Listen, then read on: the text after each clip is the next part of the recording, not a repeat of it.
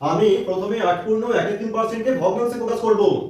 25/3% তোলার জন্য বাই 100 দিলাম, কাটাকুটি করে 1/12। একদিকে লিখলাম প্রিন্সিপাল, একদিকে লিখলাম অ্যামাউন্ট। প্রথম বছরের ক্ষেত্রে আসল যদি হয় 12 টাকা, তাহলে 1 টাকা সুদ বেড়ে সুদাসল হবে 13 টাকা। দ্বিতীয় বছরের জন্য আমরা দুদিকে স্কোয়ার করে দেবো, 12 বার 144, 13 স্কোয়ার 169। যেহেতু ইনস্টলমেন্টের পরিমাণ সমান, তাই ইনস্টলমেন্টগুলোকে সমান করার জন্য আমি প্রথমটাকে 13 দিয়ে গুণ করলাম, এদিকেও 13 দিয়ে গুণ করলাম, 156। তাহলে টোটাল ঋণ আমার দাঁড়ালো 156, 144 যোগ করলাম 300। প্রতিটি কিস্তির পরিমাণ হলো 169 টাকা করে। তাহলে আমাকে ঋণ পরিশোধ করতে দিতে হবে 9 9 18 8 হাতে 1 6 7 13 3 হাতে 1 1 2 1 3 338 টাকা। তাই মনে করছি আমার টোটাল ঋণ নিয়েছিলাম 300 টাকা। 2 বছর পরে ঋণ পরিশোধ করতে দিতে হবে 338 টাকা।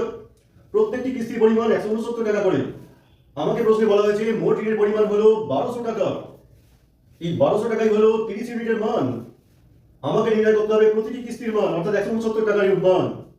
169 দিয়ে গুণ করে দিলাম, দুটো শূন্য কেটে দিলাম, 3 4 12, 4 169 গুণ করলাম, 4 9 36 6 হাতে 3, 4 6 24 আর 3 27 7 হাতে 2, 4 1 4 দিয়ে 6, অর্থাৎ প্রতিটি কিস্তির পরিমাণ হবে 676 টাকা।